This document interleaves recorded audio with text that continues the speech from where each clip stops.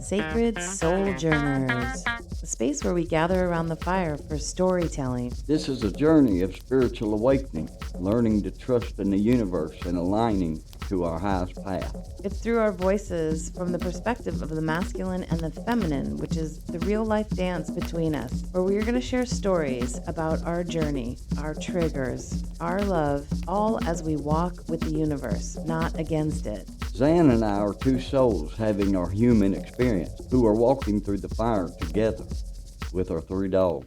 And now we're inviting you in to witness. If you've been feeling the pull to awaken, Then you can finally start to trust. and then to align to your highest good. Now, you're exactly where you're meant to be. Welcome to Sacred Sojourners podcast. This is episode number 3. We're excited about that. I'm Zan Kavanaugh, one of your co-hosts, and I'm here with my sweetie. And I'm Troy Hawkner, the other co-host, and I'm here with my sweetie. A lot of sweetness going on when we're in here. Yeah, well, after we pulled a lot of buckets up a hill, year of the fire horse, kicking our patooties. Yeah. We are having campfire conversations for the spiritually curious. I want to just speak to the fact that our planet is choosing a path that is not spiritually awake, even though it's a giant story that's playing out. I would like to ask Troy to please say a prayer that we can connect in before we start this show, just to invite everybody to cultivate peace within their heart. And if you wouldn't mind, if you're driving, then don't do it. But if you're by yourself, if you could just close your eyes, put your hand on your heart and connect in and think of the planet as a whole. Okay. All right, let's do it. We ask the universe to come in, the divine. We ask the spirit guides just to come in and to take time and space with us as we share our hearts and the lives that we live, and trying to become more one with the universe, trying to become more of the higher person that we're called to be that person, to live with the joy that nothing can take it away, to have the peace that comes from within us, not from outside circumstances. And as we talk today, we pray that if it falls on ears, that here's the stories and here's the spiritual journey that we're on, and there gets to be a hunger within them. May they seek that way. Join us in this journey and get on their path. And I'd like to add to that, as you are connected to your heart and the divine at this moment, that you rally all those pieces of your heart and the love within it and send that to our planet, send that to people all over the world that are suffering right now, send that to animals that are being displaced right now, send that to leaders around the world. May we send peace to their hearts so that they do not operate in what we're going to talk about today: ego, assumption, and taking things personally. It's important that we all pray and not necessarily react to what we see. Collectively, we are more powerful. We do unite in prayer and love. In Jesus' name we pray. Yeah. Aho. Aho. All right, are we ready to get the fire started? Oh, yeah. Let's do it. All right. So our intention with this show is to have campfire conversations and to discuss part of what happened in the last week with everybody in a real fashion, so that you can walk beside us and hear our stories. Because I don't know about you guys, but our weeks are chocked filled with so many lessons and up levels that we can barely keep up. And today we're going to talk a little bit about a couple agreements that Don Miguel Ruiz talks about. There's 4 agreements. It's a tiny little book, but it's pretty potent. Yeah. Very, very applicable to your life. Yeah. So, and the 2 that we're going to highlight today are Assumptions. don't make assumptions. Yep. Not making assumptions and taking things personally. And do not take things personally. And those two things go hand in hand in life. I mean, Yeah. Raise your hand if you take things personally. I got both mine up. I have all four of my limbs up. Taking things personally. Yeah, that's actually one. It's funny because I think most of my life I would know that I was taking things personally, but I just didn't really know how to stop it. It was just, I would get so defensive, and people would just be like, I'm just talking to you. What is the matter with you? And I just didn't know how to change it. And then, of course, don't make assumptions. And don't make assumptions. That's a big one for me.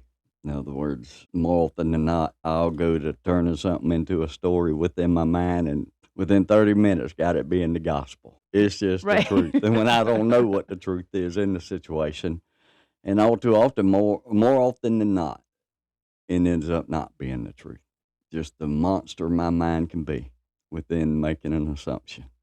Well, it's like the brain and the mind really like thinks they know everything. We call that the ego. Edging God out is the acronym for it. And the brain doesn't like the unknown. And when I went to Ramtha School of Enlightenment, their Mm-hmm. whole tagline was make known the unknown. So that's the opposite of your mind, right? Your mind is like, oh my God, I have to fill all the answers in and I have to know what's going on. And like, why are you not talking to me? And what's happening with this situation? And why is it acting like, why is this happening for me? What is that person doing? And then, Right. like you said, it just goes bananas. Absolutely. Mine does that. It'll take off, and you got to catch it. I know. I And have it's like, learned that how? I have to catch it. It's just being intentional with me taking stuff personally goes along with the negative thinking. When a situation comes up and I take it personal, automatically I go to a negative thought with it. And even then, with the negative thought, more often than not, I turn it into an assumption. And, how do we beat that? How do we beat taking things personally? How do we beat making those assumptions? Well, we're going to talk about that, asking clarifying questions. Yes, like we have a great example to share. So Troy and I have a little relationship treat. I take a bath and he reads to me.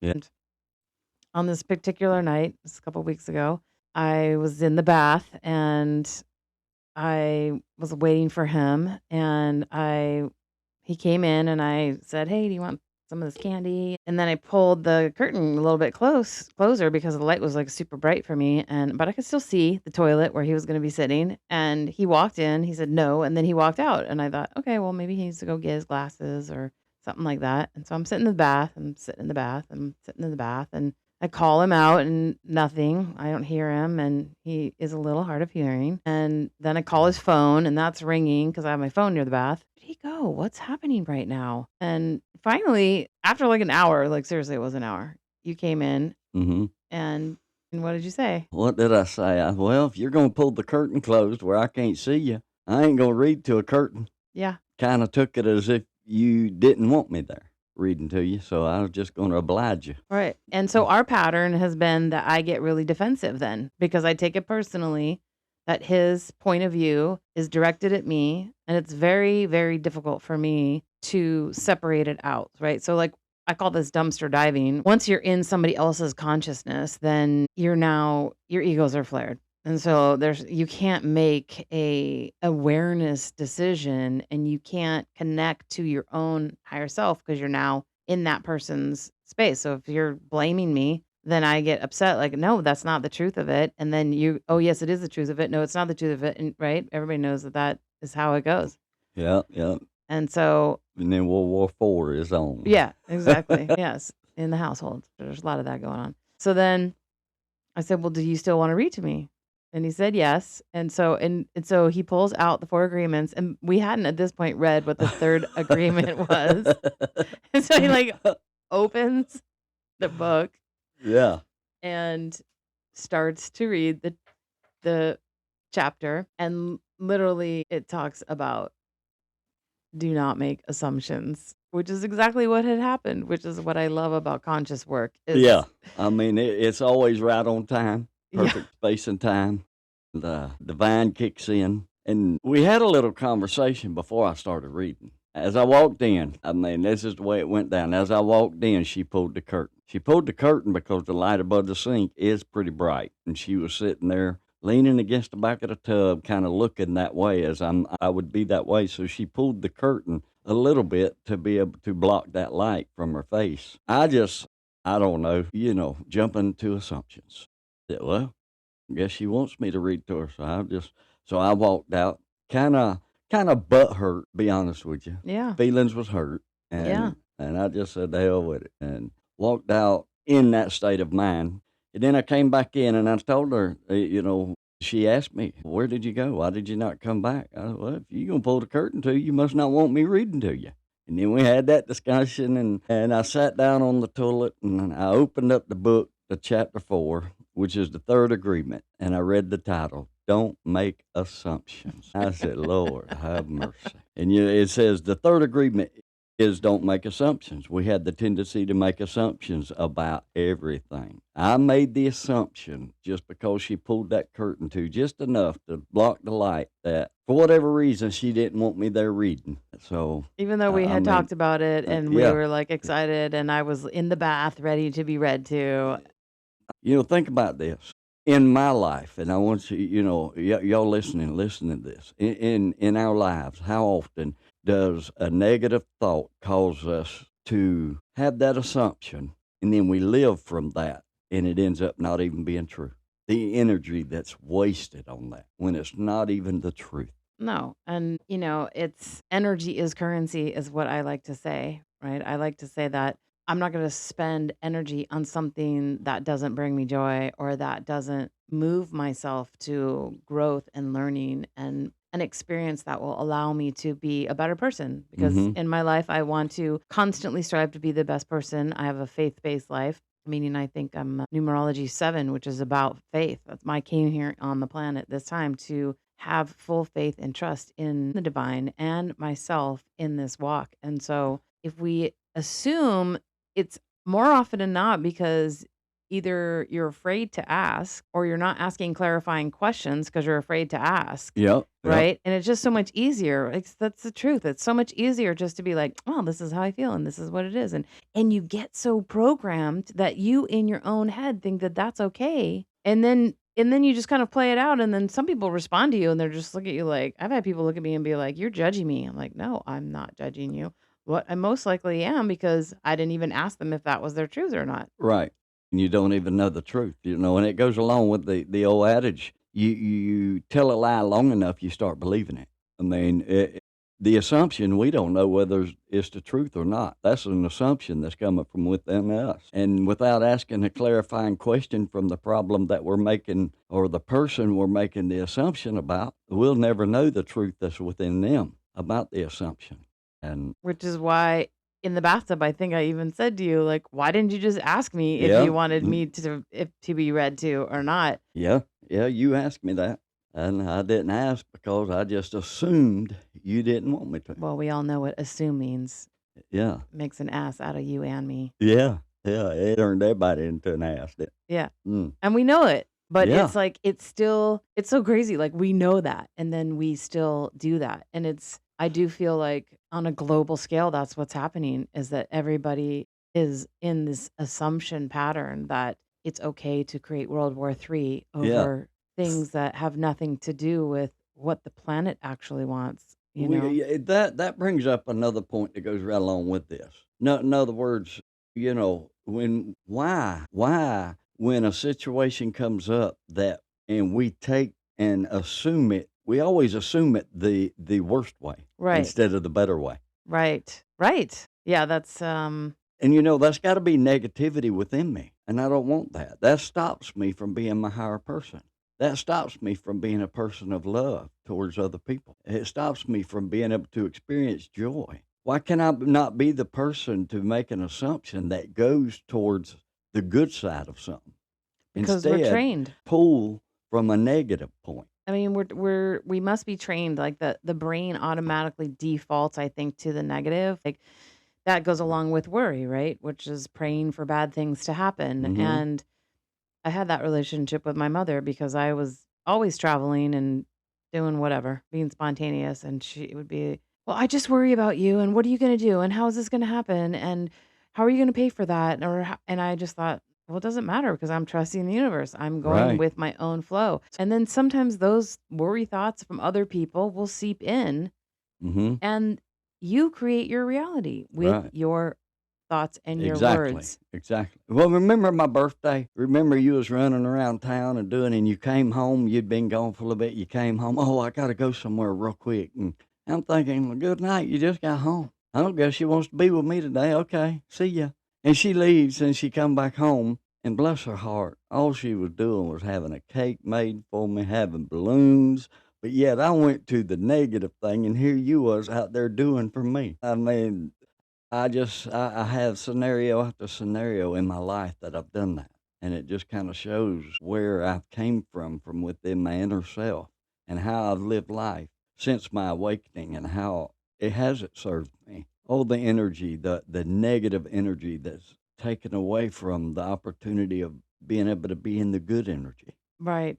And the assumptions also, they cause your reactivity, Mm, right? If we take things personally, we're more tendency to just react to somebody because you're coming from a wounded space. I yep. mean, this is all deeper conversations about our own personal traumas and finding them and really trying to understand where they came from. Yeah. Getting to the meat of the matter, and that's something about a man that's hard to do. Men are kind of programmed not to look at their hurts inside. They're programmed more to suppress them, make them go away instead of looking at them and addressing them. You know, suck it up attitude and Mhm. just keep going. Well, if we're gonna talk more about don't take things personally, Troy has like a really awesome story from this week. And it's because he's been in conversation with his archangel, Raphael, who, if you haven't listened to our origin story, I invite you to do that. Troy is visited by Raphael, Archangel Michael, and I have Owl. I call him Owl. As an owl that comes to me in my sleep. You know, an owl symbolizes wisdom and insight. He comes to me. He never gives me anything that is foretold, but he confirms things that I'm doubting that I already know within my knower. And it's they Raphael is my he's my healer. He comes in whenever I'm really working on something and struggling with being able to overcome something.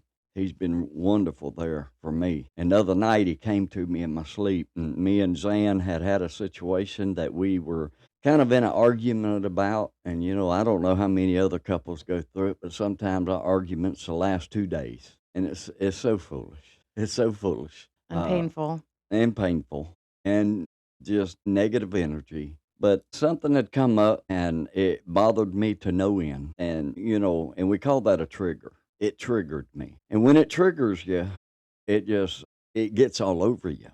It does me. When I'm triggered, I have the emotions that start in my stomach. And it's funny now that I'm paying attention to where they are. I never used to do that. And I encourage anybody listening, when you're dealing with a trigger, look for where they are because it matters. And but that starts in my stomach and gives me that kind of sick feeling and anxiety, and then it moves up to my chest. And as we had our situation, that's what happened, and then we ended up staying in a Disconnected. It's a not a clear energy space, right, meaning that like we are very in ego and neither of us can be the witness, right? Like Ram Dass talks about being in your witness, right. watching what's happening from your soul perspective and not your human perspective. And Mm-hmm. it's not that we need to separate from your human perspective because that's why we're here, right? We're here to live, we're here to love, we're here to eat candy, we're here to play and have a good time and, feel the senses of the body, but it's where we're going as an evolutionary species is connecting that soul and the body as one Mm-hmm. consciousness all together. And so it's really about what does the soul want? It's almost like, we're ants running around. That's how small we are. But Yeah, really to the whole we're like universe. the eagle flying over and we see everything, right? But Mm-hmm. when we're in our ego, we're in that little tiny minutia. You can't get out of it. Right, right, and that's where I was. I was at that point, and I went to bed that night, and Raphael come to me, and he told me, he says, you have to start dealing with the anger. A lot of times it's fear. Fear comes up inside of me. One of my inner child traumas that is very evident is abandonment. You know, my dad left me when he found out my mom was pregnant with me. My mom left me in the 10th grade. I was left to live on my own and survive this world at the age of 17 by myself. So being abandoned is something that that haunts me, and I did not realize. But with that said, he told me that when these fears come up, Raphael told me that these fears and this anger comes up, you have to start dealing with these things in a different way. And he told me, he said, when you get in that state and you're in that state of fear and that anxiety's all over you, instead of reacting the way you've always done, he said, you need to stop and pause. That was his words. He said, pause and look at it. Let it know, let that anger know, let that fear know that you see it. And then think in your mind while you're looking at it, think in your mind, how can you, instead of react, because you know, all of us know that our first knee-jerk reaction is never the good one. That's No. never the way to handle it. And 56 years old, I'm finally figuring that out. But he told me, he said, you need to think about it and respond in a different way and not react.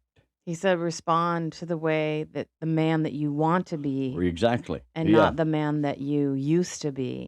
And that's really where you are right now is Mhm. and bless his heart, he has been working diligently, and where he has come from is he's an inspiration. I really truly believe that if people knew what Troy has gone through, it's a beautiful story. It's painful as well, but it's him discovering how to be in alignment with his own higher self. Yep. And in our relationship, it has been very challenging because he is showing up as his past self. And it's not anything that I've ever experienced or know how to deal with. And so what does it do? It's activating all of my own triggers Mhm. and things that I am now crystal clear on, which is I don't feel seen, or I don't feel heard, Yep. or I feel controlled. Right. And those 3 are so huge for me, and they Mhm. cause a rebellious response. So much so that I have a tattoo that says I'm a divine rebel. Yeah, she ain't fixing to be controlled. No. And, you know, and ultimately at the end of the day, that's not my desire is to control her. I don't want to control her. I don't want to control nobody. Right. And, you know, that's the neat thing about the process that I'm going through and learning this. The other day I was at work and I operate a dump truck. I'm an owner operator, and I was pulling into the construction zone with a load of asphalt. And in doing so, you got to go slow. Well, the guy behind me was just impatient. And he laid on the horn, and I can deal with the horn honking. That don't bother me a bit. Dude, you want to show everybody else, you know, the kind of the idiot you're being, that's on you. You know, that don't bother me.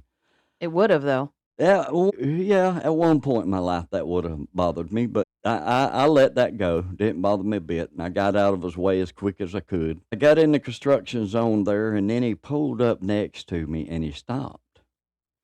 And he got out of his truck, and he walked around the front of it, and he shot me a bird and Oh my said some few God. choice words. Well, you know, I'm gonna just tell you, at some point as a man, that just ain't cool. And the old self, oh, I'd opened that door and jumped out there. I'd have leaped off the step and just landed on him like a bulldog, and we'd have just went at it. Uh, I've always had a problem with the shooting the bird thing. It's just it gets all over me. But as he did that, and the anger immediately hit me. I thought, you know what, dude? I'm just out here trying to make a living. I ain't out here. That thought went through my mind. I ain't trying to piss nobody off. I just want to make my living. Yeah. And as I opened the door, Raphael's message came to me at that point.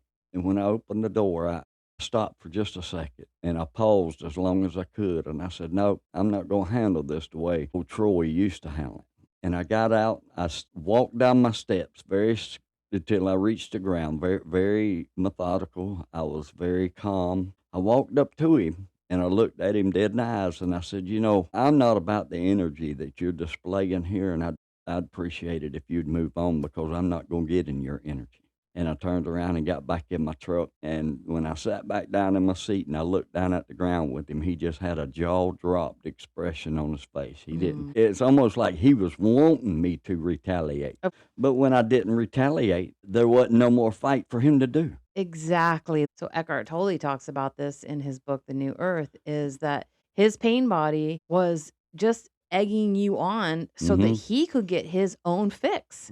And when you don't, and this is the best, right? Because we don't want to align, agree, resist, or react to anything. When you can just stay in that and you don't dumpster dive into his universe, which is what Yep. would have happened if he had came back to you and said, "Hey, motherfucker," whatever, like, Yeah. that would have been your next test, right? And at that moment, it's like, okay, you still have choice to stay in your own energy, which is incredibly difficult, by the way. But that happened to us the other night too. It was like I just remained calm and I didn't allow your energy to seep in and I just held the space and then they have nothing to do because they have nowhere to go because now they have to look at their own energy. And that just capitalizes on that. If you stop taking things personally, then anger and jealousy and sadness lose their grip. And And that's that's what happened. that's exactly what happened. And I want to speak to that. What comes to me is, you know, having these triggers in my life. That's the way I've operated my whole life, from childhood till 55 years old. When a trigger would hit me and something or circumstance would cause me to go into my anger or my fear, and that trigger would hit me, I would always react in a certain way. And it was always the same way. Now I'm trying to learn. And when that reaction happens, I do try to stop and I look at the pain, I look at the fear, the circumstances of life and everything around me.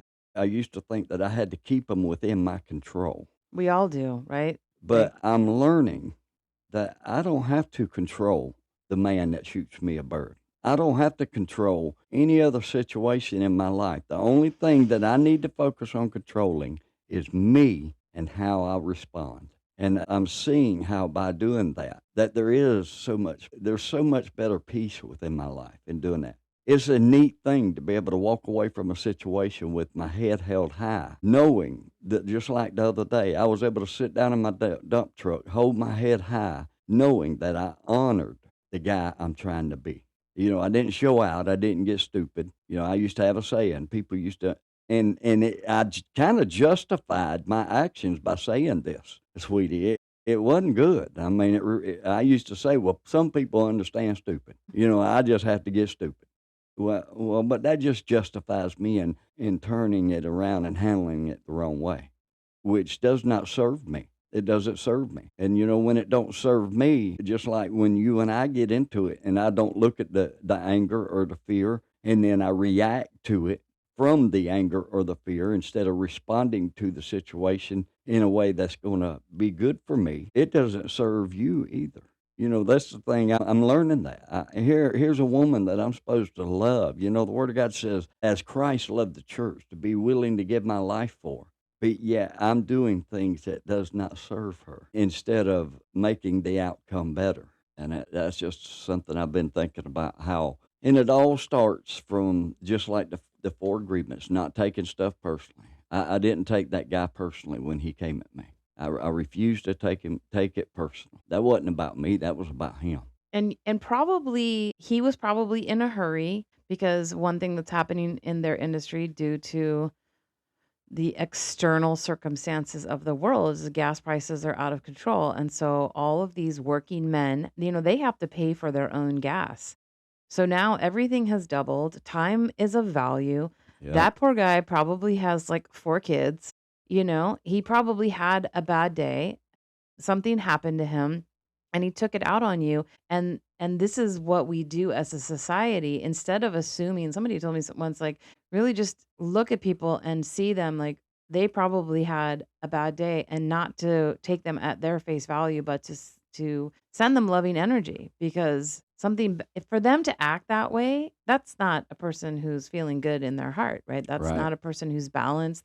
That person has their own set of fear or drama, and everything that you've experienced from your past, we don't know. And that's the thing. We just project onto other people what we want, what we need. I'm 100% guilty of that. And I used to be a ball buster when it came to business. Like, you did not want to work for me or like be a vendor of mine, because if you didn't do your job, you were going to hear it in a way that would make you not feel good. Right. Right. And I took it personally that people couldn't do their own job, and I made assumptions that if you don't do it my way, then The there's highway. definitely something wrong with you. My way or the highway. Exactly. And Yeah. and that's not freedom, Mm-mm. and it's not sovereignty.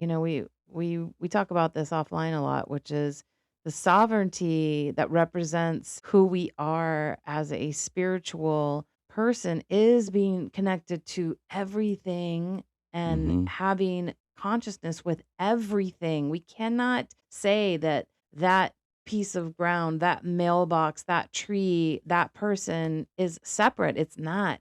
And No. that's going to be a very hard one for those that are spiritually curious to grasp, and it's a very hard one for all of us to grasp. It's about accepting responsibility for ourselves, because everything is a mirror to us and we signed up for it. If it's happening in your reality, it's either happening because there is something for you to learn and you got to react or respond in a way that honors yourself, or it's happening in a way because you have that within you and it's being mirrored to you so you can look deeper within yourself. When that happens, when you have a situation that comes at you, and it's very hard, right? It's very hard when people are projecting their own emotions at you. A friend of mine that I had lunch with today said that you want to put your hand over your heart and you want to ask yourself, how does this make me feel?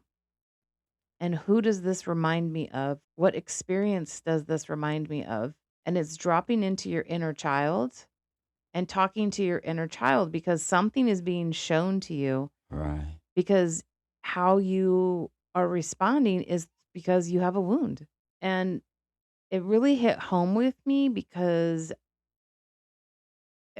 in our experience, I just wanna run away from the pain. I just wanna run away. Like, I don't know how to process or deal with anything except for my own stuff, right? I have built a very curated library of canned responses to keep my temper under control, and, but the box is open. It's cracked right now, and the body is releasing all of this, and she said to me that once you understand what that feeling is and your body is able to process that feeling, she said you will have visions or Mm. memories or ideas. Things will pop up and it'll be so much easier for you to move through things. And then those things won't show up in your life anymore. So I'm really excited to try that Yeah. next time. And I also want to just put out there that we've been listening to Ram Dass, and it's a wonderful story. If you don't know who he is, look him up, listen to a podcast or his music.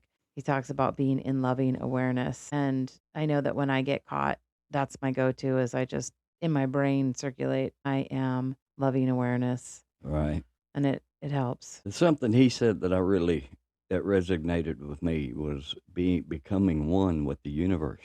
And when you think about that, that's becoming one with God, with our spirit guides, with nature. Nature speaks to us so much, and becoming one with that. And it's as I focus on that and becoming one more and more, I see the only way that I can really do that is to get out of my own way to do that. I love to meditate. I love to sit before my altar and just to meditate on the things of nature, of the divine that is in my life that needs to align better with it. Well, let me ask you a question about that, Mm-hmm. because let's just say that I'm listening to us talking and, I can download an app and listen to a meditation, or, you're at work and sometimes you get down times. Like, what can you say to somebody, cuz you didn't really meditate before, you just had like peace in nature, but you didn't Mm-hmm. actually like meditate. What would you say to somebody, especially men, right, who are masculine, strong men who this is new for them? What would you Right. say to them? What's important when you do that? How you do it? Well, what's important to me is first thing I do is get in my closet, and I don't mean in my clothes closet in the bedroom. I mean I set aside a place. We got the studio set up here that's got these comfortable chairs, I come in here and I sit down, and we've got a mantra that we listen to, that I listen to during my meditation time, which helps me focus on my breathing. As I just sit here, focus on my breathing, and in focusing on my breathing, my body automatically, it don't shut down, but it relaxes, and clarity of thought is so much better in that state. You want to know how to handle situations better in your life. You just take it before the universe and the divine. Ask that question and then go into meditation. Focus on your breathing. Let your body get to that relaxed state and watch the clear thoughts just start coming in. And, ultimately at the end of the day, it's answered prayer. And maybe there's a situation you're not able to make any better, but that's okay. Just come in and meditate, and just by relaxing yourself. As a man, men get jacked up. We get jacked up, or kind of get hyper about stuff and get tense and ready just to knock somebody's head off. But This is before I met him. yeah, that's was before. But in the It's same terrifying. token, I've noticed how when I meditate that way and I come in and I start breathing, and I focus on my breathing and I feel myself relaxing. And as I focus on those situations, the clarity of thought comes to me. And I'm able to walk away so much more at peace, so much more at peace. And also, owl will come to you sometimes Yep, when you yep. meditate too. Sometimes owl comes to me when I meditate without sleeping. I mean, he comes to me most of the time when I'm sleeping, but he has came during my meditation time and just shares with me. Which Uh, is so great. Like I love it. It's like having my own personal psychic and my boyfriend.